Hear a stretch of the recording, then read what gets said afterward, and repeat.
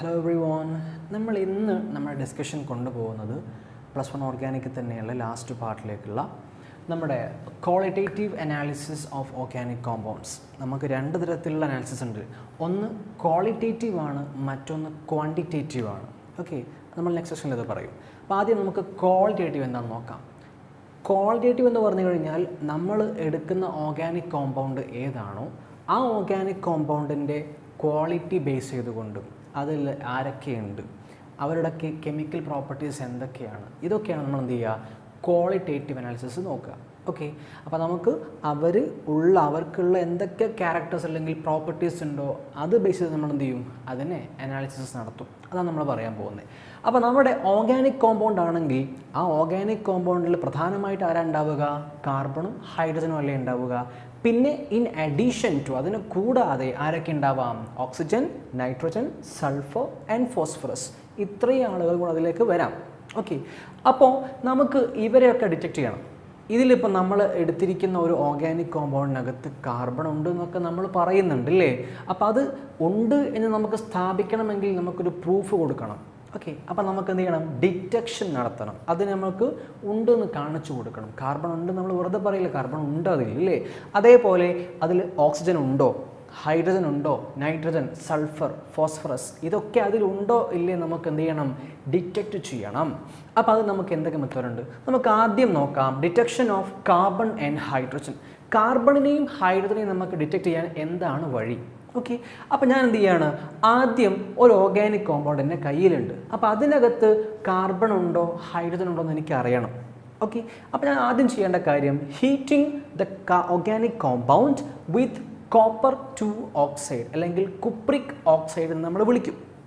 ആ cupric oxide CuO അതിനെ വെച്ച് നമ്മൾ എന്ത് ചെയ്യുക, നമ്മുടെ ഓർഗാനിക് കോമ്പൗണ്ടിനെ ഹീറ്റ് ചെയ്യുക. ഓക്കെ, നമ്മളിതാ CuO എന്നിവിടെ കാണിച്ചിട്ടുണ്ട്.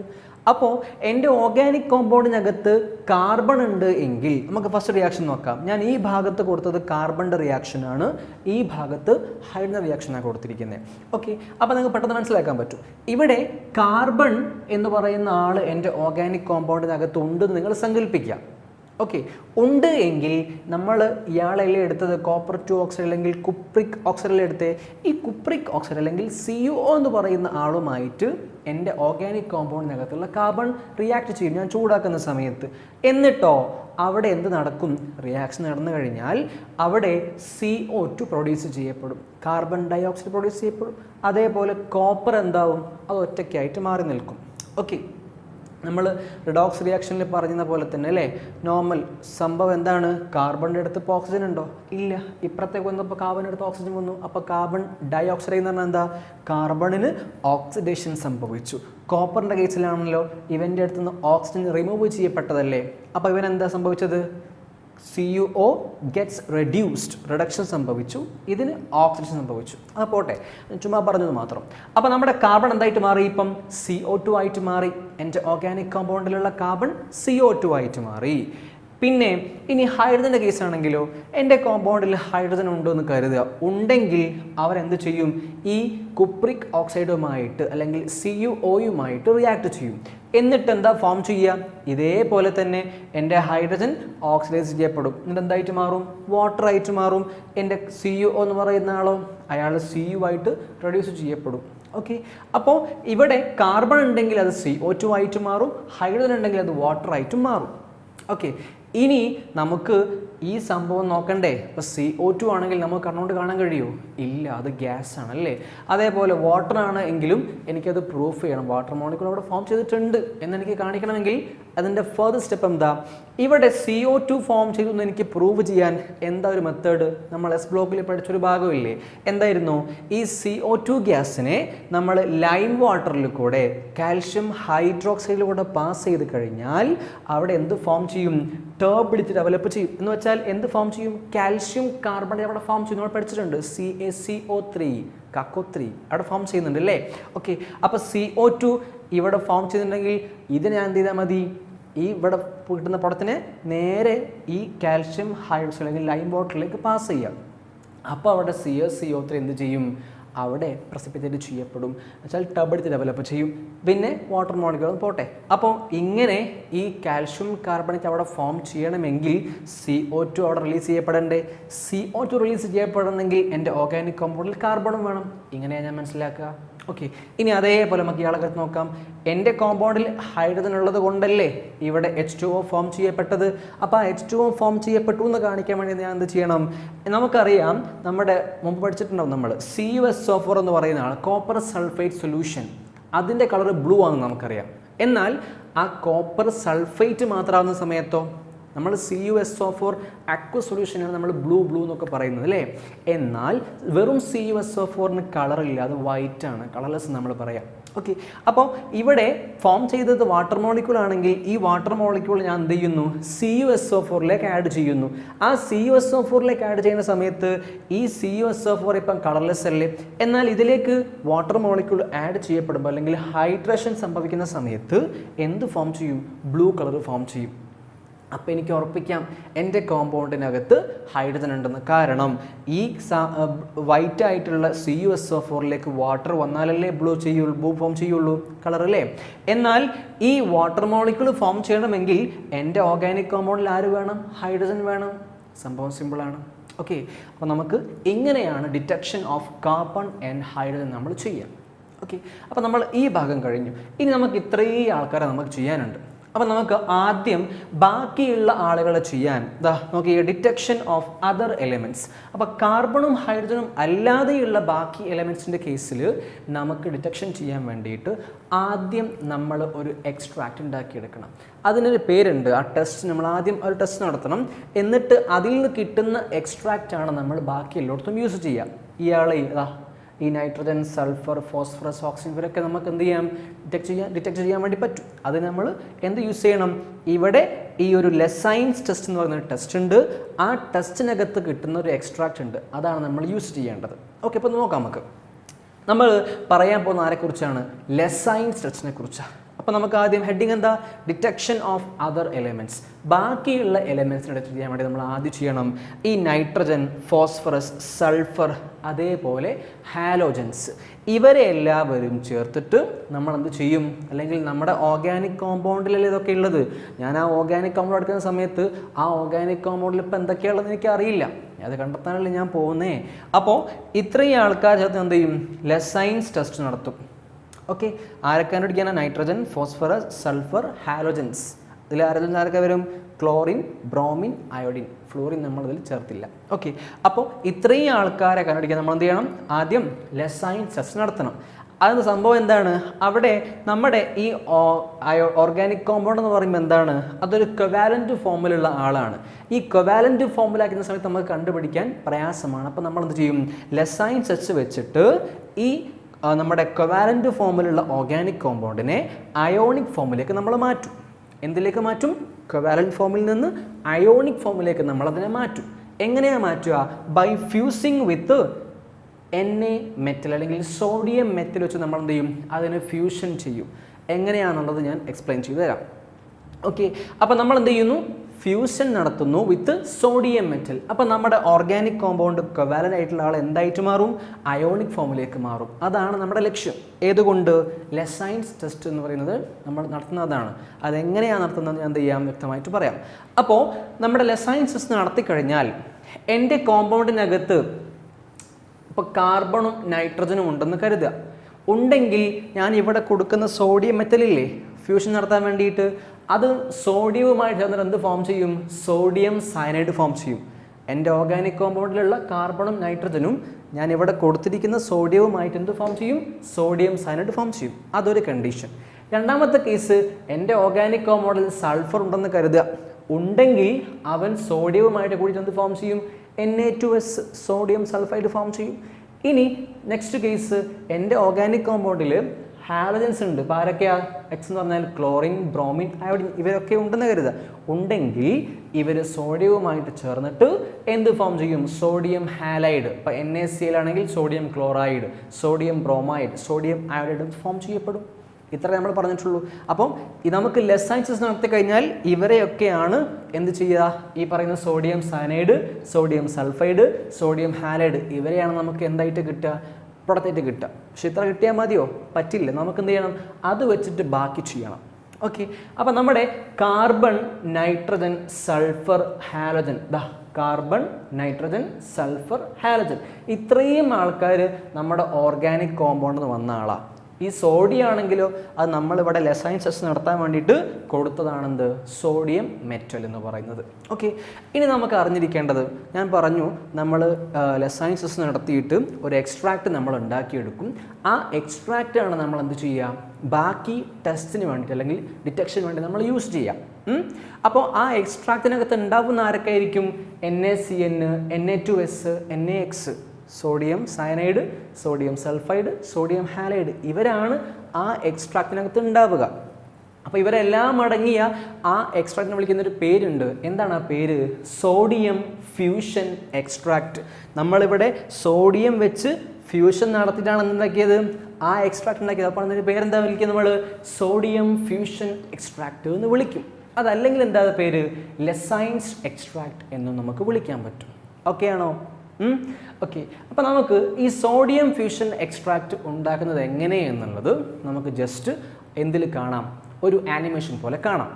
ഓക്കെ, അപ്പോൾ നമുക്ക് സോഡിയം ഫ്യൂഷൻ എക്സ്ട്രാക്റ്റ് നടത്താൻ വേണ്ടിയിട്ട് ആദ്യം നമുക്ക് വേണ്ടത് നമ്മുടെ ഓർഗാനിക് കോമ്പൗണ്ട് വേണം, പിന്നെ ഒരു ഫണൽ വേണം, അതേപോലെ ഒരു ട്രൈപോഡ് സ്റ്റാൻഡ് ഉണ്ടായിരിക്കണം, വയർ ഗോസ് വേണം, പിന്നെ നമ്മൾ ഡിസ്റ്റിൽഡ് വാട്ടർ നമ്മളൊരു ആക്കിയെടുക്കണം, പിന്നെ ബൻസൺ ബർണർ വേണം, ഒരു ഫ്യൂഷൻ ട്യൂബ് വേണം, ടെസ്റ്റ് ട്യൂബ് ഉണ്ടായിരിക്കണം, പിന്നെ സോഡിയം മെറ്റൽ നമ്മളൊരു പാത്രത്തിലാക്കി എടുക്കണം, പിന്നെ സ്പാച്ചുല വേണം, ഫോഴ്സെപ്സ് വേണം.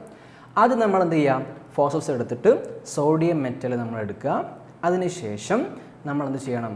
അപ്പുറത്ത് കൊണ്ടുപോയിട്ട് അതിനെന്ത് ചെയ്യണം? ഒന്ന് ഡ്രൈ ആക്കി എടുക്കുക.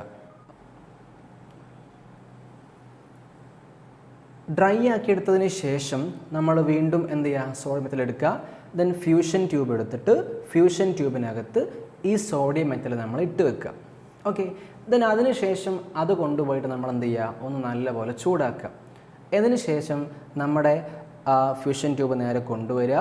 നമ്മുടെ ഓർഗാനിക് കോമ്പൗണ്ട് കുറച്ചെടുത്തിട്ട് ഈ ഫ്യൂഷൻ ട്യൂബിനകത്തേക്ക് ആഡ് ചെയ്യാം.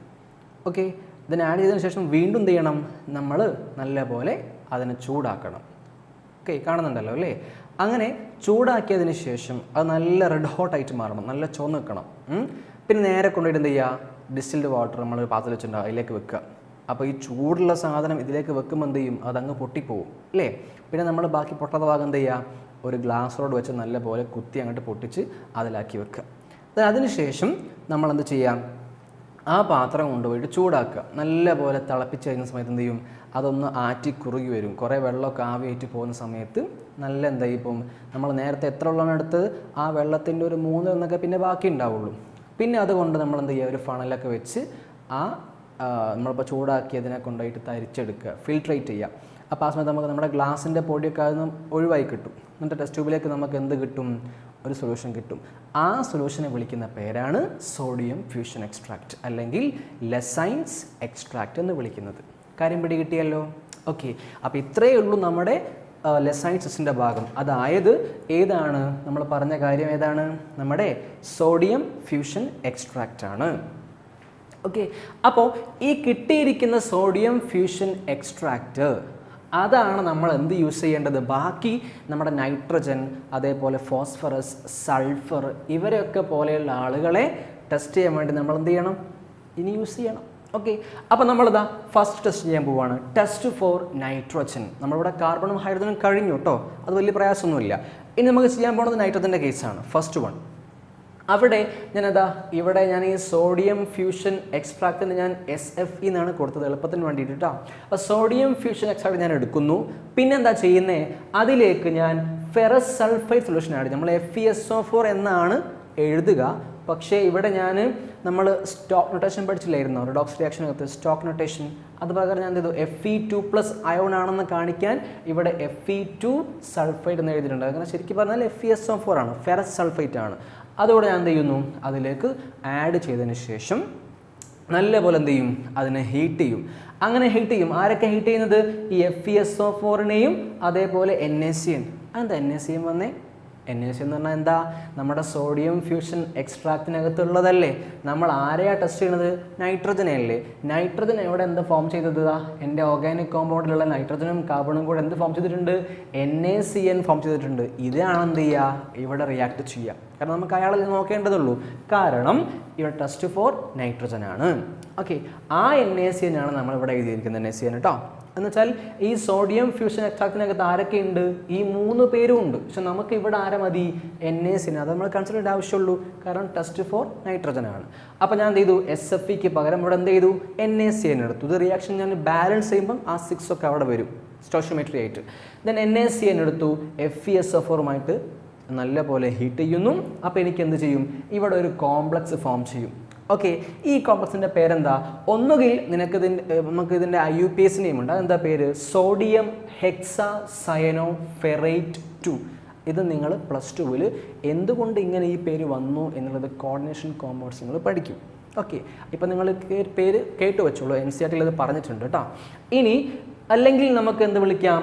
സോഡിയം ഫെറോസയനൈഡ് എന്നും വിളിക്കാം. 2 പേരും വിളിക്കാം. NCERT-ൽ പറഞ്ഞ പേര് ഇതാണ്. അതുകൊണ്ട് ഞാൻ അത് മാർക്ക് ചെയ്തിട്ടുണ്ട്. ഈ പേര് NCERT-ൽ ഞാൻ കണ്ടിട്ടില്ല. ഓക്കെ, അപ്പോൾ അതിൻ്റെ ഫോർമുല എന്താണ്? Na4FeCN 6 times. ഇനിയിപ്പോൾ സപ്പോസ് നിങ്ങൾ ഇവിടെ ഈ Na4 എന്ന് എഴുതിയിട്ടില്ല എന്ന് വിചാരിക്കാം. നമ്മൾ NCERT-ൽ Na4 കൊടുത്തിട്ടില്ല. അപ്പോൾ നിങ്ങൾക്ക് എന്ത് ചെയ്യാം? ഇവിടെ ഒരു 4- കൊടുത്താൽ മതി. കാരണം സോഡിയത്തിൻ്റെ ചാർജ് എന്താടാ? പ്ലസ് അല്ലേ. അപ്പോൾ 4 Na+ അവിടെ നിങ്ങൾ ഒഴിവാക്കിയാൽ ഒരു 4- അവിടെ വരും. അത്ര വ്യത്യാസമുള്ളൂ കേട്ടോ. നിങ്ങൾ ഇങ്ങനെ എഴുതിയാലും ഇങ്ങനെ എഴുതിയാലും ഒക്കെ ശരി തന്നെയാണ് കേട്ടോ. പേര് മാറുന്നില്ല. ഓക്കെ, ജസ്റ്റ് നിങ്ങളിവിടെ സോഡിയം എന്ന് പറയണമെന്നാൽ മതി. അപ്പോൾ ഈ നിങ്ങൾ എന്ത് ചെയ്യും? ഈ കോമ്പസ് ആക്കി മാറ്റാൻ പറ്റും. പോട്ടെ. അപ്പോൾ നമ്മൾ ആദ്യം ചെയ്തത് എന്താണ്? Sodium fusion extract is heated with ferrous sulphide solution giving sodium hexacyanoferrate 2. ഇനി ഈ ചങ്ങാതിനെ നമുക്ക് കിട്ടിയ സൊല്യൂഷൻ അല്ലേ ഇത്? ഇവരെ നമ്മളെന്ത് ചെയ്യണം? ഈ സോഡിയം ഫെറോസയനൈഡ് നമ്മളെന്ത് ചെയ്യണം? ആസിഡിഫൈ ചെയ്യണം. എന്താ? അതിനെ കുറച്ച് ആസിഡ് ആഡ് ചെയ്യണം. ഏത് ആസിഡ് ആഡ് ചെയ്യുന്നത്? കോൺസെൻട്രേറ്റഡ് H2SO4 സൾഫ്യൂരിക് ആസിഡ് നല്ല കോൺസെൻട്രേറ്റഡ് ആയിട്ടുള്ള ആൾ നമ്മൾ എന്ത് ചെയ്യും? അതിലേക്ക് ആഡ് ചെയ്ത് കൊടുക്കും. അങ്ങനെ ആഡ് ചെയ്യുന്ന സമയത്ത് എന്താവും? നമ്മുടെ ഇവിടെയുള്ള എന്തായോണാടാ? Fe2+ അല്ല ഇവിടെ നമ്മൾ പറഞ്ഞേ. ഈ Fe2+ ആയിട്ടുള്ളതാ ഇതിനകത്തൊക്കെ പിന്നെ ആരാ ഉണ്ടാവുക? Fe2+ അല്ലേ ഉണ്ടാവുക. ഈ Fe2+ ആയിട്ടുള്ള അയോൺസിൽ കുറച്ച് പേരൊക്കെ എന്ത് ചെയ്യും?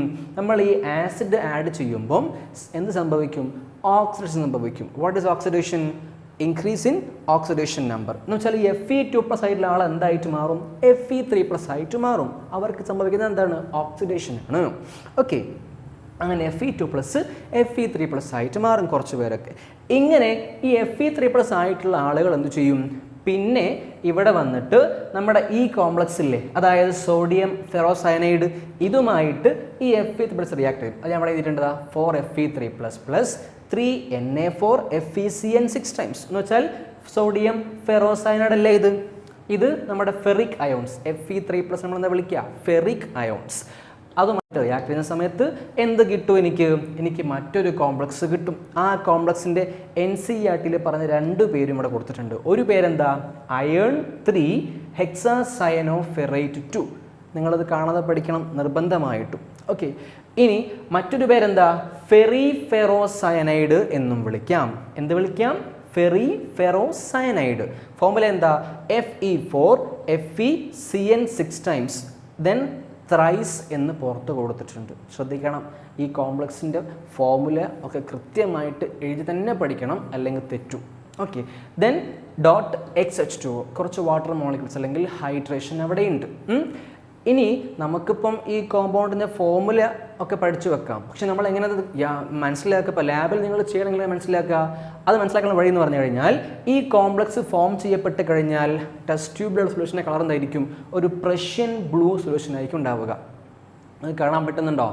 ഓക്കെ, ആ പ്രഷ്യൻ ബ്ലൂ കളറാണ് നമുക്ക് ടെസ്റ്റ് ട്യൂബിനകത്ത് കാണാൻ പറ്റും. അപ്പോൾ നിങ്ങൾക്ക് മനസ്സിലാക്കാൻ പറ്റും. അങ്ങനെ പ്രഷ്യൻ ബ്ലൂ കളർ ഫോം ചെയ്ത് നിങ്ങൾക്ക് ഉറപ്പിക്കാം നിങ്ങളുടെ ഓർഗാനിക് കോമ്പൗണ്ടിൽ എന്തുണ്ട്? നൈട്രജൻ എന്ന് പറയുന്ന ആൾ അവിടെ പ്രസൻ്റ് ആണ്. ഓക്കെ, അപ്പോൾ ഡിറ്റക്ഷൻ ഓഫ് നൈട്രജൻ നമ്മൾ നടത്തി. എന്തുണ്ടെങ്കിൽ നമ്മുടെ പ്രഷ്യൻ ബ്ലൂ കളർ അവിടെ ഫോം ചെയ്യണം, അല്ലെങ്കിൽ ഈ ഫെറി ഫെറോസയനൈഡ് എന്ന് പറയുന്ന കോംപ്ലക്സ് അവിടെ ഫോം ചെയ്യപ്പെടും.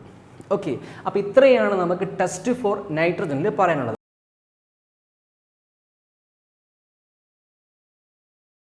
നമ്മൾ ഡിസ്കസ് ചെയ്യുന്നത് ക്വാണ്ടിറ്റേറ്റീവ് അനാലിസിസ് ആണ്.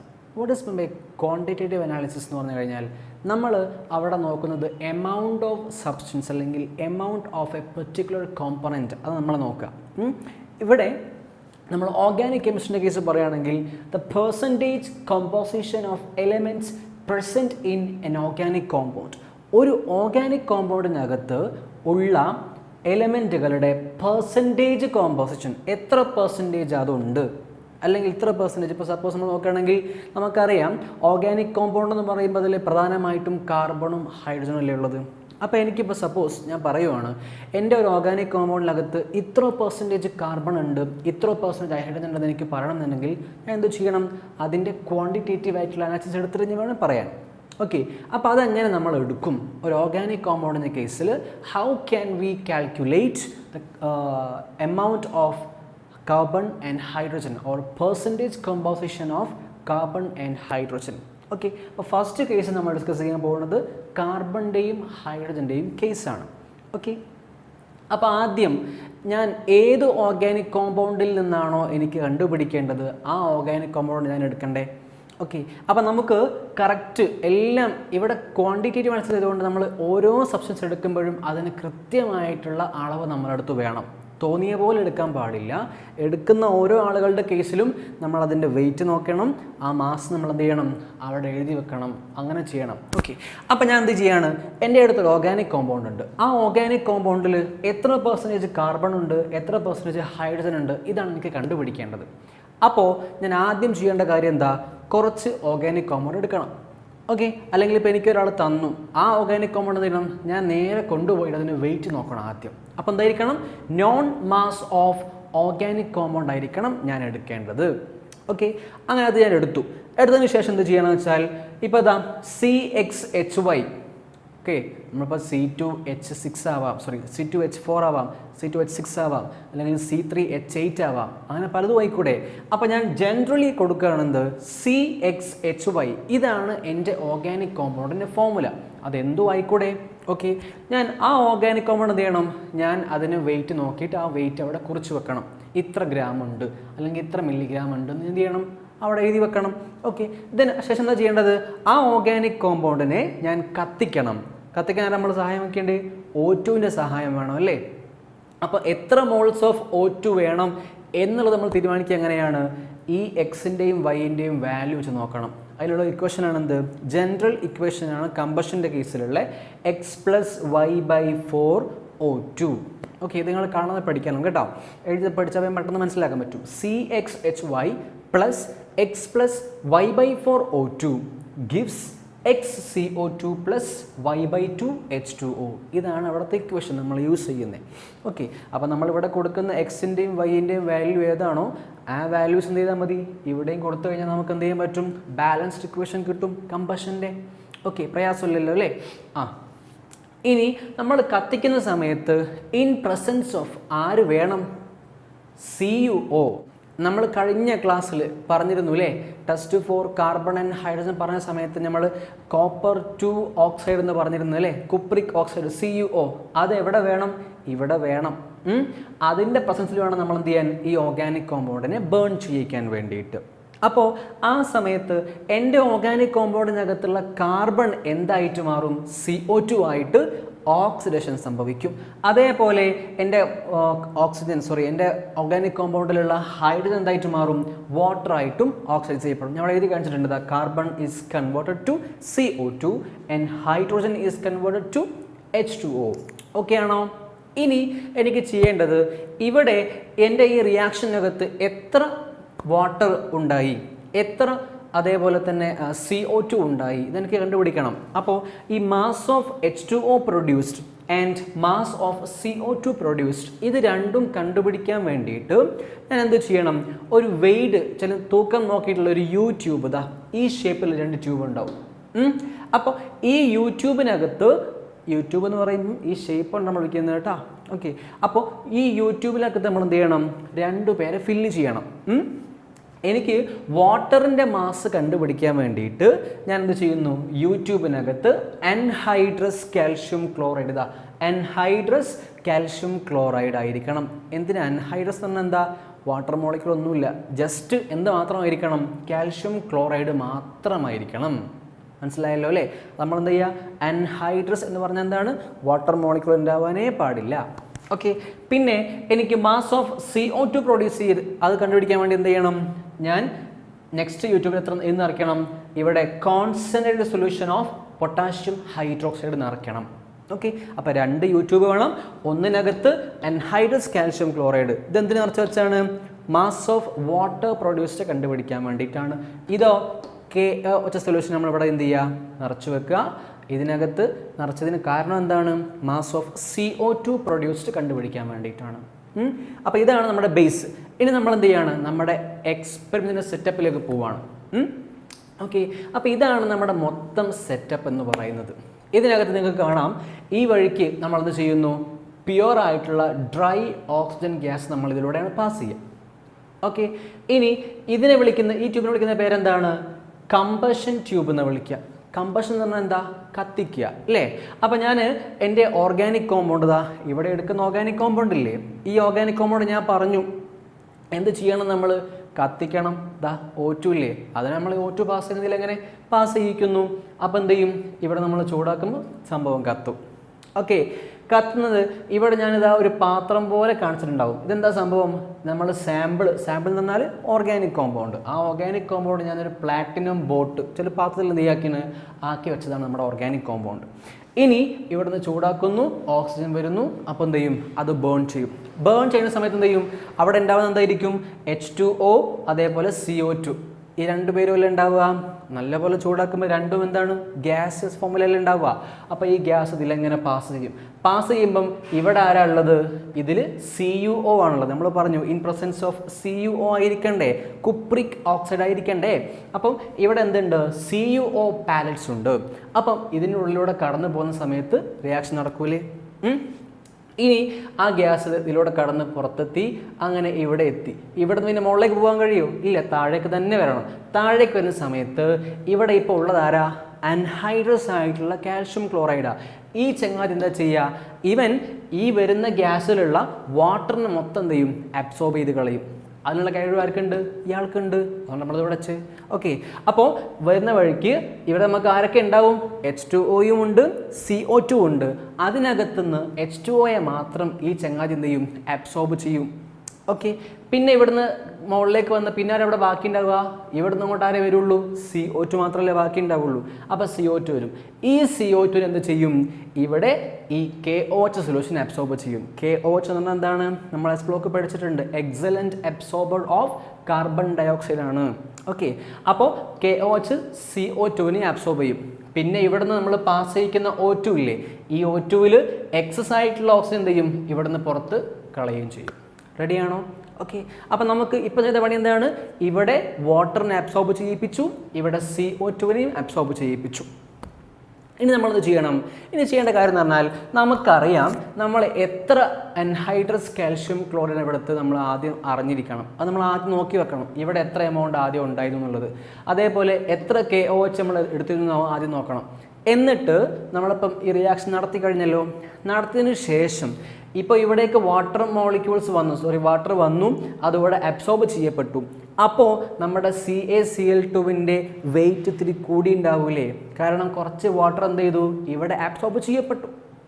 നേരത്തെ ഇപ്പോൾ സപ്പോസ് 10 ഗ്രാം ആണെങ്കിൽ ഈ വാട്ടർ മോളിക്യൂൾ ഇവിടെ പാസ് ചെയ്തപ്പം ചിലപ്പോൾ ഇത് 12 ഗ്രാം ആയിട്ടുണ്ടാവാം അല്ലേ? അതേപോലെ ഇവിടെ ഒരു 5 ഗ്രാം ഉണ്ടായിരുന്നു ആദ്യം KOH. പക്ഷെ ഇവിടെ നിന്ന് അങ്ങോട്ട് CO2 പാസ് ചെയ്തപ്പം ഈ CO2 എന്ത് ചെയ്യും? ഇവിടെ അബ്സോർബ് ചെയ്യപ്പെടും. ആ സമയത്ത് അവിടെ എന്ത് കൂടിയിട്ടുണ്ടാവും? നേരത്തെ എത്രയായിരുന്നോ ഉണ്ടായിരുന്നത് അതിനേക്കാളും കുറച്ച് എന്ത് ചെയ്യും? വെയിറ്റ് കൂടി ഉണ്ടാവും. അപ്പോൾ നമ്മൾ എന്ത് ചെയ്യണം? അത് നോട്ട് ചെയ്ത് വെക്കണം അല്ലേ? നോക്കുക, increase in masses of CaCl2 and KOH gives the amount of H2O and CO2 produced. എത്ര H2O അതേപോലെ എത്ര CO2 പ്രൊഡ്യൂസ് ചെയ്യപ്പെടും നമുക്ക് എങ്ങനെ മനസ്സിലാക്കാൻ പറ്റുക? ഇതിൽ ഈ അൻഹൈഡ്രസ് ആയിട്ടുള്ള CaCl2വിൻ്റെയും അതേപോലെ KOHൻ്റെയും വെയിറ്റ് എത്ര കൂടിയോ അത് വെച്ച് നമുക്ക് എന്ത് ചെയ്യാൻ പറ്റും? മനസ്സിലാക്കാൻ പറ്റും. ഇനി അതിൽ നിന്ന് നമുക്ക് എന്ത് ചെയ്യാം? From which the amount of percentage of carbon and hydrogen R calculated. അപ്പോൾ നമുക്ക് എന്ത് ചെയ്യാം? ആ എത്ര വെയിറ്റ് ആണോ അവിടെ കൂടിയത് ആ വെയിറ്റ് വെച്ച് നമുക്ക് എന്ത് ചെയ്യാൻ പറ്റും, percentage composition of carbon and hydrogen നമുക്ക് കണ്ടുപിടിക്കാൻ പറ്റും. അതൊരു ഇക്വേഷൻ ഒക്കെ ഉണ്ട്.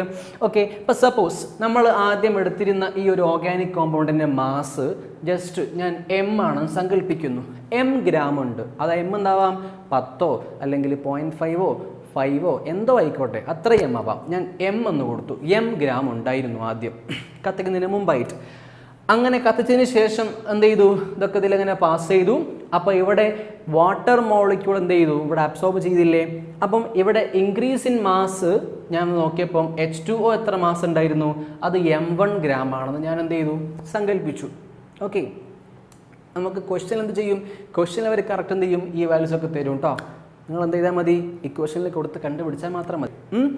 ഇനി increase in mass of CO2 mass of CO2 എത്രയാണ്, M2 ഗ്രാം ആണെന്നും കരുതുക. വാട്ടറിൻ്റെ M1 ഗ്രാം ആണ്. ഇനി നിങ്ങൾക്ക് കണ്ടുപിടിക്കേണ്ടത് പെർസെൻറ്റേജ് ഓഫ് കാർബൺ ആണ് എങ്കിൽ നിങ്ങളത് ചെയ്യണം 12 ഇൻറ്റു 12 എന്ന് പറഞ്ഞാൽ എന്താ, അതല്ലേ കാർബണിൻ്റെ മാസ്, നമുക്കറിയാവുന്ന കാര്യമാണ്. 12 ഇൻറ്റു M2 എന്ന് പറഞ്ഞാൽ എന്താണ്, ഇതാ എത്ര CO2 ഉണ്ടായോ ആ മാസം നമ്മൾ ഇവിടെ എഴുതിയേക്കാം. 12 into M2 into 100 divided by 44 into M. 44 എന്ന് പറഞ്ഞാൽ എന്താ, അത് CO2വിൻ്റെ മാസമാണ്. CO2 കാർബൺ ഡൈ ഓക്സൈഡിൻ്റെ മാസ്. ഓക്കെ, ഇൻറ്റു M എന്ന് പറഞ്ഞാൽ എന്താ, M എന്ന് പറഞ്ഞാൽ മാസ് ഓഫ് ഓർഗാനിക് കോമ്പൗണ്ട്. ആ ഇക്വേഷൻ എടുത്ത് നമുക്ക് എന്ത് ചെയ്യാൻ പറ്റും, പെർസെൻറ്റേജ് ഓഫ് കാർബൺ കണ്ടുപിടിക്കാൻ വേണ്ടി പറ്റും. ഇനി നമുക്ക് പെർസെൻറ്റേജ് ഓഫ് ഹൈഡ്രജൻ ആണ് എന്നുണ്ടെങ്കിൽ സെയിം തന്നെയാണ്. വ്യത്യാസം എവിടെ ഉണ്ടാവുള്ളൂ, ഇവിടെ ഇപ്പോൾ 12ന് പകരം ഹൈഡ്രജൻ മാസം എത്ര ഉണ്ടാവുക, H2 അല്ലേ, അപ്പോൾ 2 കൊടുക്കണം നമ്മൾ. പിന്നെ ഇൻറ്റു ഇവിടെ നമുക്ക് എടുക്കേണ്ടത് M1 അല്ലേ, കാരണം വാട്ടറിൻ്റെ എത്രയാണ്, M1 ആണ്, അതിവിടെ കൊടുക്കുക. ഇൻറ്റു 100 തന്നെ വന്നു, സെയിം 100 ആണ്. പിന്നെ ഇവിടെ 44 കൊടുത്ത് എന്തുകൊണ്ടായിരുന്നു, ഇത് CO2 ആയതുകൊണ്ടാണ്. അപ്പോൾ ഇവിടെ വാട്ടർ ആകുമ്പോൾ നമ്മൾ എത്ര കൊടുക്കണം, 18 കൊടുക്കണം. ഇൻറ്റു M സെയിം തന്നെ. ഓക്കെ, അപ്പോൾ 100/M രണ്ടും സെയിം ആണ്. മാറ്റമുള്ള എന്തിലേ ഉള്ളൂ, ആ വാട്ടറിൻ്റെയും അതേപോലെ CO2ൻ്റെയും കേസിൽ മാറും, അതേപോലെ കാർബണും ഹൈഡ്രജനും മാറും. ഓക്കെ, M1 M2 ആ ചേഞ്ച് മാറും. ഓക്കെ, അപ്പോൾ നിങ്ങൾ എന്ത് ചെയ്യണം, ആ നിലക്ക് തന്നെ ചെയ്ത് പഠിക്കണം. ഓക്കെ, അപ്പോൾ ഇത് വൃത്തിക്ക് പഠിച്ചു വെച്ച് കഴിഞ്ഞാൽ മറന്നു പോവില്ല. നിങ്ങൾ കേൾക്കുമ്പോൾ എന്ത് ചെയ്യുക, എക്സ്പെരിമെൻ്റ് എങ്ങനെയാണെന്ന് അങ്ങ് പഠിച്ചു വെച്ച് കളയുക. പിന്നെ നിങ്ങൾക്ക് ഒരു പ്രയാസമില്ലാതെ എന്ത് ചെയ്യാൻ പറ്റും, എക്സാമിന് ചോദിക്കും എക്സ്പ്ലെയിൻ ചെയ്യാൻ വേണ്ടി പറ്റും. ഓക്കെ.